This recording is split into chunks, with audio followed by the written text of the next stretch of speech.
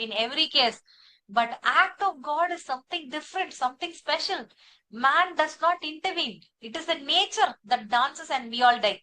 That's what happened. Okay. So an act outside human control or any activity which cannot be foreseen, but something which is out of human control, which is done by nature, is called as act of God, which is the fourth exception. Okay. So talking about the fourth exception, it was very well explained in Halsbury laws. It said that it's an extraordinary action occurrence. Okay. It is a circumstance due to natural force, which cannot be foreseen, which cannot be guarded against. It is not just an accident. It is an accident caused by natural calamity without any human intervention. That is the key difference between your inevitable accident and act of God. Okay. In inevitable accident, human action is involved. Both are unforeseen. Both cannot be stopped even with due care. These are all similarities. But what is the difference? In inevitable accident, human intervention is there. Human activity is there. But when you talk about act of God, no human activity. It is a complete accident due to the natural calamity without human intervention. These are the key words that you have to note. Now, let me give you a case law. Nicholas versus Marshland, very famous case law. So here what happened, there will be an artificial lake created by X. You all know this case law. It is very famous. And you talk about this in, see, like it will be like Ryland versus Fletcher, but it is like, see, different principle is applied here. So what happens, there will be an artificial lake. And this artificial lake, suddenly there will be a lot of rainfall, and the defendant will be having an artificial lake, and suddenly there will be a heavy rainfall, and the plaintiff will be having some 4 bridges. So when the rainfall is very heavy, it is not that because of the lake, but the outflow from the lake will be very high. The lake will not break or something like that. But ordinary, it will not be ordinary rainfall. It will be total extraordinary floods. Because of that, there will be a lot of water and 4 bridges will be lost. Now, whether the owner of the lake will be held liable? No, the owner will not be held liable because there is no fault on him. It is completely depend upon the rainfall, and the rainfall was not at all normal. I think it will be like something which happened in last 25 years.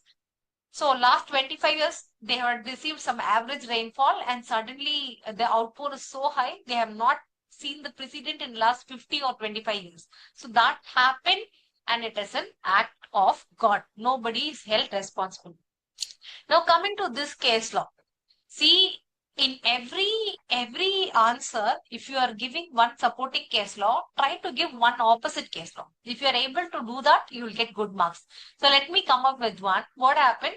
There will be a small wall or something like that. There will be a normal rainfall, and suddenly the wall collapses and it falls on 2 children and they will be dead. And the rainfall was not something abnormal or something. It's a normal rainfall which is expected in that particular area.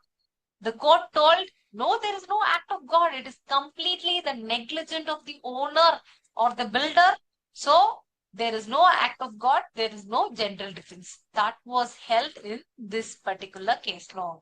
So you talk about act of God. What do you mean by act of God? And then you give the definition of act of God and 2 case laws, one forward case law, one opposite case law to say when it is not applicable. And then you give a conclusion. Why we should have act of God? What is the rationale for that? And finally, if you are able to differentiate act of God from inevitable accident, you will get more marks. Okay, that you have to do. Now coming to the next type, we are talking about mistake. We all do mistake. But whether mistake can be a defense? Yes, mistake of fact can be a general exception under your IPC and BNS, but generally it is not taken as a defense in tort law. Generally, it is not a defense. Let me explain to you. We have a case law, but if you want to take defense, that is mistake as a defense, you have to prove that honestly you have acted and reasonably you could not like avoid it. That is honestly you have done it. It is a complete mistake. So you have to prove that, but it is very, very difficult. You have to note one point. Generally talking, mistake is not a defense to tort actions. If the defendant could show that he has honestly made that defense and acted reasonably to avoid it, he was reasonable, but completely he was not able to control and it happened. Something like that. He was cautious, he acted reasonably, and he was honestly in a mistake. That all these things should be proved, which is very, very difficult. So you have to mention this line.